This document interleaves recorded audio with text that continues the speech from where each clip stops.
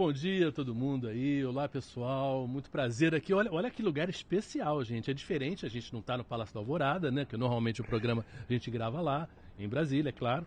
Mas o presidente Lula viaja bastante. Estamos aqui para a reunião do Mercosul, do lado argentino da Cataratas do Iguaçu, né? Que eu acho um dos lugares mais espetaculares em termos de natureza do mundo, né? Nem Brasil só e Argentina, quer dizer. O senhor se lembra a primeira vez que o senhor viu as cataratas, o impacto que teve para o senhor, assim, em termos de... Cara, que natureza incrível, Não, eu acho que não tem nada igual às cataratas do Iguaçu. Acho que não tem nada igual. Pode ter próximo a isso, Niágara, por exemplo, alguma coisa perto disso. E é impressionante porque o lado brasileiro é o lado que dá maior volume de queda d'água. Eu não sei se você conseguiu conhecer Sete Quedas.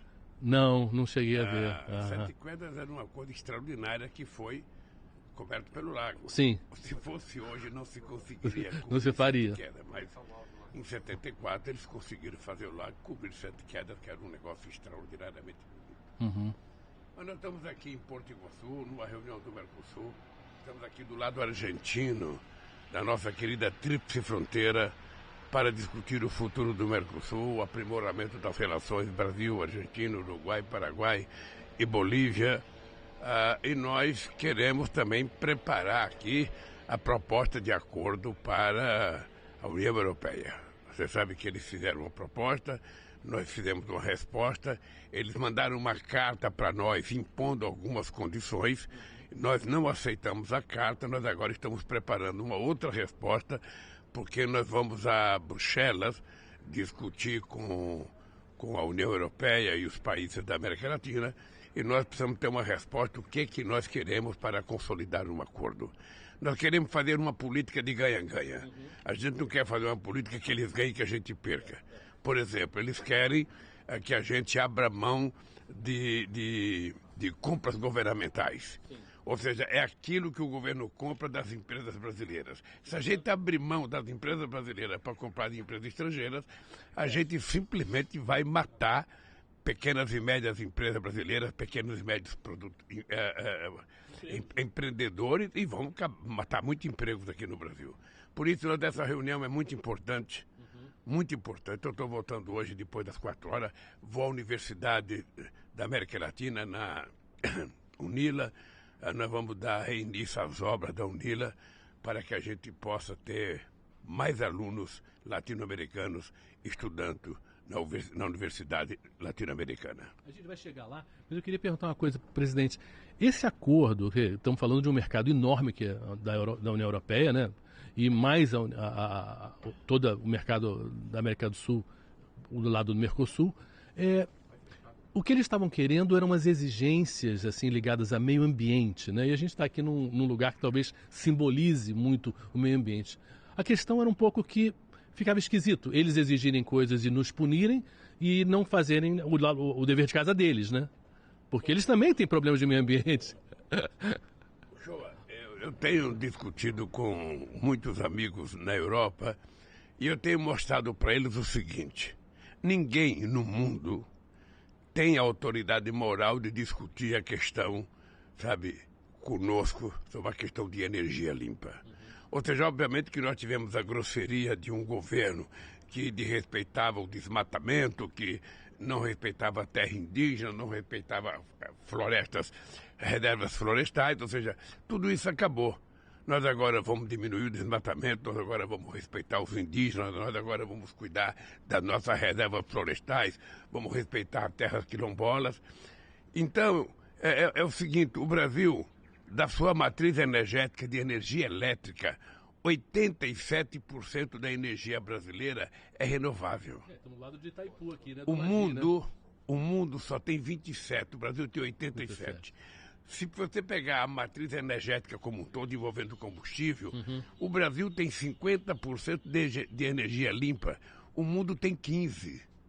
Então, veja, o Brasil tem muita autoridade moral para se cuidar corretamente da preservação da nossa floresta por outra razão, para cuidar do planeta, para cuidar do ar que nós respiramos, para preservar um equilíbrio no planeta, o Brasil tem responsabilidade e nós assumimos um compromisso de chegar a desmatamento zero em 2030. Isso é um compromisso de governo que nós vamos cumprir.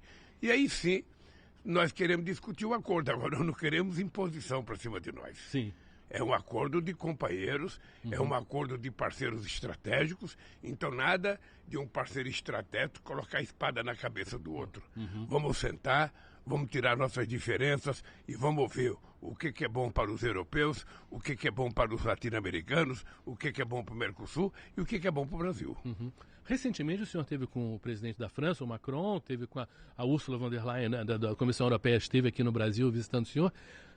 Isso já era posterior a essa carta, dessas exigências. Você sentiu por parte deles assim, que eles compreenderam que desse jeito não dava? Para todos eles eu disse que a carta era inaceitável.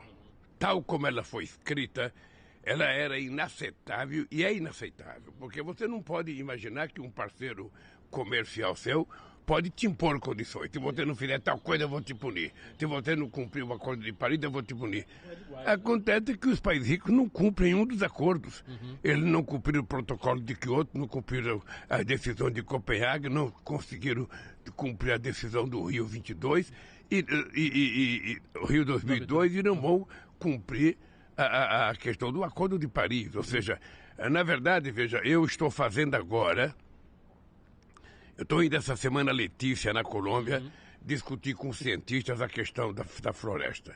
Depois nós vamos ter, dia 12, um encontro lá no Pará, com todos os países amazônicos. Inclusive, nós estamos convidando a Indonésia, que tem muita floresta, e os dois Congos. O Congo Brazzaville e o Congo Kinshasa, ou seja, para que a gente possa discutir efetivamente com os países que têm floresta de verdade. O que a gente pode fazer e o que os países ricos podem doar ou investir de recursos para que a gente possa manter a floresta em pé, gerando empregos para os milhões e milhões de pessoas que moram nessa região. Sim. É porque estimular o cuidado com a floresta significa o cuidado com as pessoas que moram na floresta, né? É um problema quase que educacional, ou seja, nós no Brasil, nós não queremos que a floresta seja transformada num santuário da humanidade. O que nós queremos é explorar a riqueza da biodiversidade da floresta para ver se a gente pode fazer com crescimento na indústria de fármacos, na indústria de cosméticos, para gerar empregos mais qualificados para as pessoas que moram nessa região. E vale para toda a Amazônia. Mas nós temos mais bioma, nós temos o Pantanal que nós temos que cuidar, nós temos o Cerrado, nós temos a Caatinga, nós temos a Mata Atlântica. Tudo são áreas importantes que a gente vai ter que criar e cuidar com muito carinho, porque disso depende o bom equilíbrio da temperatura da Terra. Uma coisa, mais coisa assim, voltando na história. Lá atrás, não se falava de meio ambiente. Era uma bandeira para muito pouca gente. Quando o senhor começou na política, não era um assunto que se falava muito. Em que momento que o senhor foi chegando, digamos assim, a compreender, porque todos nós, na verdade, né, a questão tão grave do meio ambiente? Foi através das tragédias, foi através de amigos, de gente que foi falando? Como é que foi? Eu vou contar uma história muito engraçada. O PT tinha um deputado estadual, e esse deputado estadual estava num debate com o Partido Verde na Assembleia Legislativa de São Paulo. E o companheiro do Partido Verde começou a defender a questão do meio ambiente, e o deputado do PT, sabe, que já não está mais vivo, sabe, preocupado com o cara utilizando meio ambiente, ele falou, vocês do Partido Verde não sabem cuidar do meio ambiente. Nós do PT não cuidamos do meio ambiente, nós cuidamos do ambiente inteiro. Então, era um pouco, a questão ambiental era um pouco assim... Cuida das baleias, uma né? coisa de bicho grilo, uma coisa de muita modernidade, de muita gente jovem avançada. E graças a Deus eles foram persistentes. Graças a Deus eles foram persistentes. Grupos como o Greenpeace, ou seja, que parecia radical, mas no fundo, o que eles estavam era cumprindo com as suas obrigações para que a sociedade, sabe, a humanidade tivesse consciência da gravidade do problema. O que é jogar lixo na rua? O que é jogar garrafa PET na rua? O que é jogar papel na rua? Sabe? O que é não cuidar do chão que você pisa, do chão que você mora, do teu quintal, da tua rua, do teu bairro, da tua cidade e do teu país. É isso que é fundamental. E hoje eu acho que, inclusive, deve fazer parte do currículo escolar, no ensino fundamental, a questão ambiental. Para que uma criança de 6, 7, 8 anos possa chegar em casa e corrigir o pai. Tem que ter lixo reciclável dentro de casa. As pessoas precisam aprender que nós estaremos cuidando de nós mesmos. Quando você vê uma enchente num lugar pobre, você vai ver a quantidade de lixo que está jogado naquele rio. Então é importante que o poder público cumpra com a sua função, colocando, carros e caminhões para recolher o lixo e que as pessoas sejam educadas a não permitir que o lixo que ele produz seja o algoz dele, porque na verdade é o algoz dele. Muitas doenças vêm do lixo. E se ele não cuida direito, ele pode ser vítima dessa doença. Então eu acho que é um problema de legislação, um problema de atuação do poder público, mas sobretudo um problema de educação da sociedade. Vamos cuidar de nós mesmos, porque nós não podemos continuar sendo o único animal do planeta que se autodestrói. E essa consciência para o senhor foi chegando através do partido mesmo, do PT, ou foi uma coisa...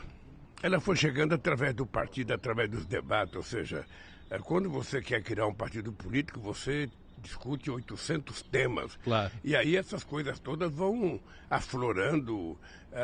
O PT virou um partido muito atuante nas universidades, no mundo sindical. Então esse tema passou a ser um tema do cotidiano nosso. E hoje o PT é um partido que tem essa questão do clima como uma das suas prioridades. Porque o Brasil, não só pela quantidade de floresta que tem, pela sua capacidade de produção agrícola, nós temos que teimar e ter uma produção agrícola de baixo carbono. É rentável, não é para o presidente Lula, é rentável para o produtor. É rentável para aquele que plantou, colheu e quer exportar. Porque isso agora passa a ser um valor agregado na relação comercial de Brasil com outros mundos. Então, eu penso que nós estamos evoluindo. Acho que o fato da gente ter, chegado à presidência da República, ter tirado aqueles malucos que destruíram o país, que achavam que tinha que invadir a Amazônia, que tinha que invadir o Pantanal, que tinha que fazer queimada, que tinha que fazer derrubada, essa gente toda está fora. Estão por aí ainda, mas essa gente toda já não está mais no poder para continuar destruindo aquilo que eles tinham obrigação de preservar. O senhor falou em evolução e é interessante porque não só na área de meio ambiente eu acho que a gente tem que evoluir, e estamos evoluindo, mas o senhor ontem assinou 3 leis, né, que estão muito ligadas à questão da mulher, da proteção à mulher, do respeito à mulher, né? Que é a lei da equivalência salarial, né? Para o mesmo trabalho, homem e mulher tem que ganhar a mesma coisa. É uma obviedade, né? A lógica, mas até então isso nunca foi feito, né? E isso é importante. O senhor também passou uma outra coisa que é ligada à mulher, que é na área do esporte, né? Muitas atletas relutam em ter filhos, em engravidar, porque tem medo de perder o seu emprego, de não receberem salário. Quase, praticamente, né? Como se a gestação fosse uma doença. Sim. Ora, veja que engraçado, um jogador machuca o joelho, ele chega a ficar 1 ano e meio sem jogar, e o clube paga o salário e não tem problema. Agora, por que com a mulher não pode ficar grávida e ficar em casa durante vários meses? Sim. Então isso foi aprovado também, é muito importante, a proteção da mulher esportista gestante. E foi aprovada uma outra coisa importante, que é a questão da lei do assédio. Né? Essa é uma proposta da OAB, dentro da OAB. Ou seja, no mundo do direito nesse país. Achei muito importante a posição da OAB, muito corajosa. Eu dei os parabéns aos presidentes da OAB. E a questão salarial desde 1943 está na CLT. Acontece que você sempre arruma uma vírgula antes do D ou depois do D para você dizer que não pode pagar. Agora nós definimos corretamente. E agora nós vamos ver a igualdade salarial e remuneratória, porque nem todo mundo recebe salário. Tem muita gente que recebe trabalho por produção. No comércio, muitas vezes, o empresário registra o empregado por R$ 1.300 e depois paga pela quantidade de coisa que ele vender. Então, se a mulher estiver trabalhando igual o homem e der para a empresa a mesma produtividade que dá o homem, ela tem direito de ganhar o mesmo salário.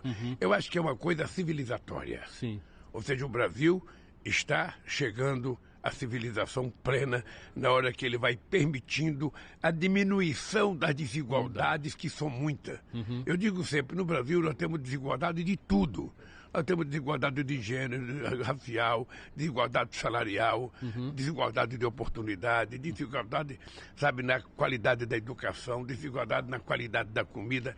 Ou seja, é preciso, então, a gente acabar com a desigualdade, transformando a desigualdade em uma coisa de indignação da sociedade. Por quê? Nós temos que ser desiguais. Por que a gente não pode ter uma sociedade mais próxima um dos outros, mais igualitária? Porque até nisso, a noção de justiça é uma coisa muito básica, né?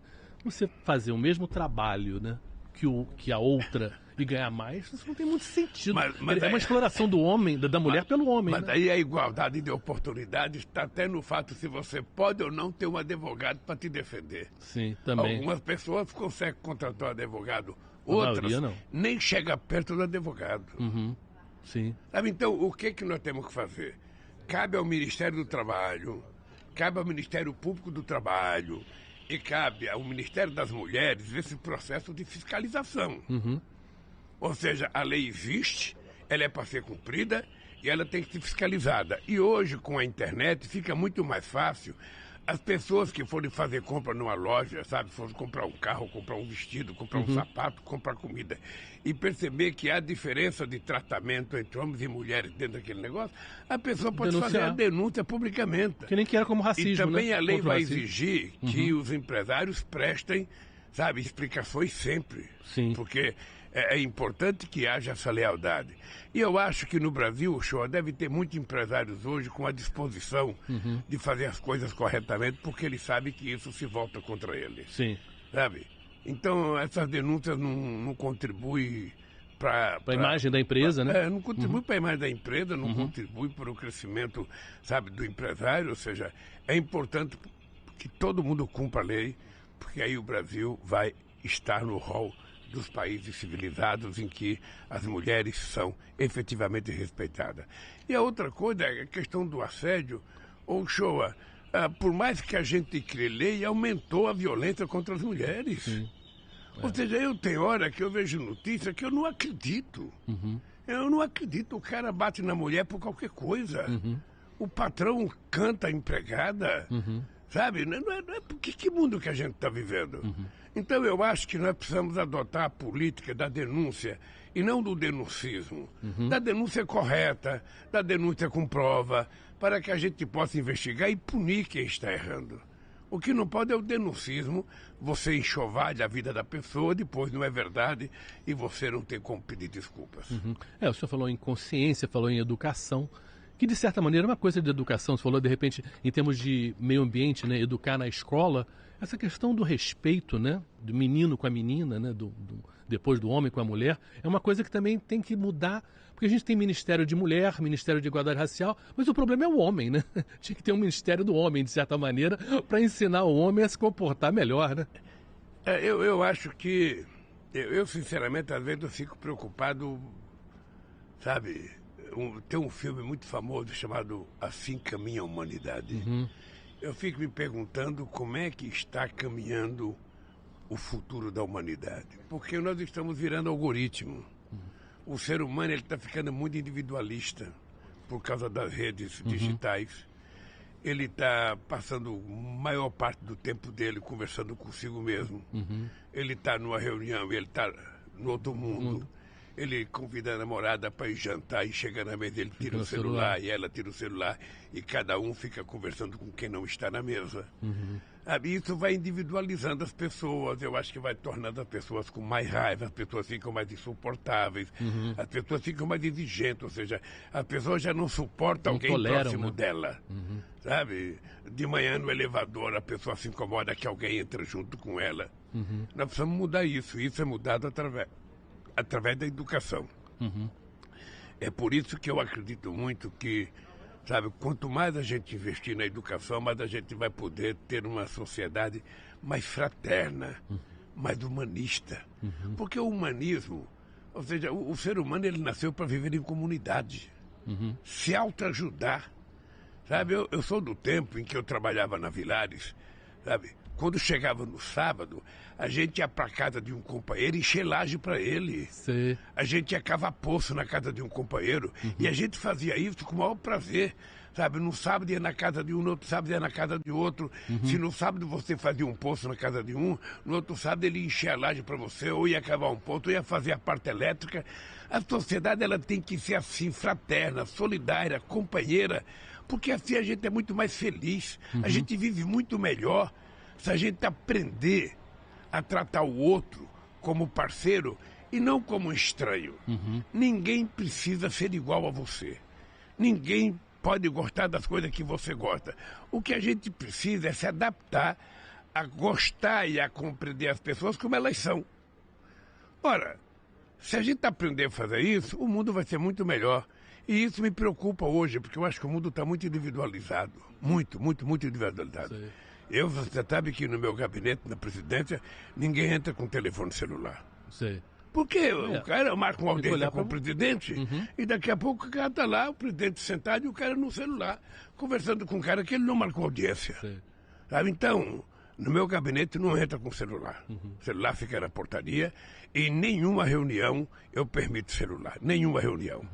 E o senhor, de certa maneira, conseguiu uma coisa importante. O senhor, mais ou menos, evita o uso do celular na tua vida, pelo menos na proporção que a maioria usa, né? Quer dizer, que fica essa coisa do olhar o tempo todo, acorda de manhã já olhar o celular, quer dizer, celular é um veneno, tem um lado, né? Graças a Deus. Graças a Deus. Esse é um processo muito forte de educação. Eu me autoeduquei de não ficar dependente digital. Sim. Tá? Então, eu não preciso saber de notícias 5 horas da manhã. Eu não preciso saber de notícias 5 horas, 6 horas da manhã. Não. Eu levanto, vou trabalhar às 8. Quando chegar no meu serviço, eu quero saber todas as notícias. Se eu tiver que ligar alguém, eu ligo para alguém no horário de serviço. Quando eu saio de casa às 8 horas, eu também não quero telefonema. Sim. Se não tiver algo muito grave, não precisa me ligar. Ah, ô Lula, vai sair uma matéria em tal jornal atacando você, que saia. Eu não vou perder meu sono por causa daquela matéria. Ah, mas a revista tal vai publicar a matéria, que publique. Eu não vou perder meu sono. Eu não vou pegar o telefone e ligar para a empresa, que publique. Eu leio no dia seguinte. Então, eu era assim, ó. Eu saía de casa, dentro do carro eu não telefonava para ninguém. Eu só telefonava quando eu chegava no escritório. E quando eu saía às 8 horas da noite, a partir dali encerra o meu expediente. Só começa a trabalhar no outro dia quando estiver funcionando a sociedade. Uma vez uma pessoa me ligou 3 horas da manhã para me contar que tinha morrido um companheiro. Aí quando a pessoa me contou, eu falei, e agora? Que eu vou fazer? Você me acorda 3 horas da manhã, eu não tenho o que fazer, você vai voltar a dormir, eu estou aqui acordado agora pensando no companheiro que morreu. Então, eu não preciso de notícias que não tem nada a ver comigo. Sabe? Eu não tenho. É preciso ser seletivo no que você vê. Porque a nossa cabeça, ela tem um certo limite, sabe, de processar a notícia que você sabe. Ela não consegue processar tudo. Então, para que eu quero saber mais do que a minha cabeça tem condição de processar? Eu, graças a Deus, me eduquei. Não sou refém do celular, não sou refém, sabe? Não almoço com celular, não janto com celular, não vou ao banheiro com celular, não tomo banho com celular. Ou seja, eu tenho meu tempo e o celular tem o dele. Quando eu quero ligar, eu peço para pessoas que trabalham comigo ligar e eu converso com as pessoas. Essa coisa de tecnologia é como se fosse um pêndulo, mas exagerou demais. Tem gente que é doente, tem gente que só tem 2 orelhas e anda com 3 celulares na mão, 4. Verdade. Antigamente as pessoas ainda coçavam a virilha, hoje nem isso coça mais. Nem isso coça mais. As pessoas são um monte de celular na mão, 2, 3, 4 celular na mão. Eu sinceramente acho que isso é doença. Doença ou prepotência, porque acha que é muito importante. Sabe o cara que se acha importante? O mundo não pode prescindir de mim, então eu tenho que estar atento. Ligado o tempo todo. Não existe, né? Nem todo mundo é tão importante assim. Eu sou daqueles que acham que a relação humana é coisa de pele, é química. É olhar, né? Sabe, é olhar, é abraçar. Eu fico muito nervoso com o pessoal que trabalha comigo. Eu falo, ô fulano, me liga para Cicrano. Deixei recado. Olha, eu não quero recado, eu quero que você ligue para a pessoa. Mas eu deixei um zap. Eu não quero o zap, ligue para a pessoa. Eu quero que você fale, bom dia, companheiro, o presidente quer falar com você. Eu quero que você converse com a pessoa. Sim. Porque às vezes você passa um zap e pensa que a pessoa viu e a pessoa não viu. Você manda um e-mail pensando que a pessoa viu, a pessoa não viu. Aí chega na reunião, as pessoas não comparecem. Você convidou? Convidei, mandei um e-mail. Então, comigo, não tem isso. Comigo é o seguinte, ligue. Fale bom dia, fale boa tarde, fale boa noite e fale o presidente está querendo fazer a reunião. Pode comparecer. Eu não quero que nem diga, eu não vi o celular, eu não vi o zap. Não, eu não quero o zap, eu quero que você fale. Ligue para a pessoa e fale, fulano, o presidente está convocando você para uma reunião. Amanhã, 10 horas da manhã. Lembrar, senão né? não funciona. Fica tudo comodismo, sentado com a bunda na cadeira, só no computador. Levanta um pouco, respira um ar, conversa com as pessoas, abraça as pessoas. Recebe, levanta e dá um abraço. As pessoas nem olham para o lado. Entra alguém na tua sala, você está lá. Sabe? Levanta e vamos humanizar a relação humana. Olha que legal. Vamos humanizar a relação humana. Voltar ao que era, né? Voltar ao que era. Voltar ao que era. Sorrir. Presidente, nesse final de semana, o senhor foi visitar a seleção feminina, né, a brasileira feminina, que vai disputar a Copa do Mundo, agora em julho começa, daqui a pouco menos de 3 semanas. E deu abraço, e o esporte, de certa maneira, representa isso, né? Não só o momento do gol, mas o momento de estar junto, de abraçar, de olhar, de depender um do outro, né? Isso que o senhor falou que fazia lá na Vilares, né, de um ajudar o outro no final de semana. O esporte é isso, é um ajudar o outro o tempo todo, né? Você sabe que quando eu tenho tempo, Shoa, eu assisto futebol feminino. E a CBF fez uma coisa importante, ela obrigou que todos os times da Série A do Brasileirão e da Série B tenham futebol feminino. E agora vai obrigar também da Série D. É muito importante, eu assisto, o Corinthians tem um bom time, o Santos tem um bom time, o São Paulo tem um bom time, a Ferroviária tem um bom time, sabe? O Flamengo tem bom time. Então, eu gosto de assistir o futebol feminino porque eu acho que a gente não pode olhar o futebol feminino com o olhar de ver um futebol do homem. O futebol é mais lerdo. Não, você não está vendo um homem jogar, você está vendo uma mulher jogar. Você está vendo... como você basquete, tá vendo, como vôlei, é uma outra... Você está vendo, é outro ritmo, mas eu acho que elas estão ficando muito, muito, muito, muito competentes. Acho que o Brasil, sabe, vai crescer muito. Eu espero que a gente tenha sorte na Austrália, a gente possa ganhar a Copa do Mundo. E fiquei feliz porque a Marta foi convocada, é a 6ª Copa do Mundo que ela é convocada. Nunca antes na história ninguém foi convocado 6 vezes uma Copa do Mundo. Nem os homens, então, aliás, ninguém, nem os homens. Ninguém. Nem então, eu inclusive fez um apelo no Encontro das Mulheres, que é para as mulheres assistir o jogo. As mulheres têm que comparecer no estádio. A gente fica defendendo a mulher. Quando tiver um jogo, vamos lotar o estádio para ver. Vamos botar que as mulheres querem que as coisas aconteçam. Nos Estados Unidos, o futebol feminino tem tanta importância mais do que o do homem. Sabe, na Alemanha, no Canadá, Suécia, na China, também, na Suécia. Japão.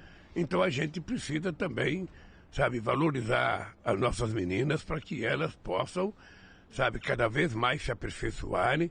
É preciso que nas escolas as crianças tenham possibilidade de fazer opção. O que eu quero fazer? Porque também nas escolas não tem campo de futebol.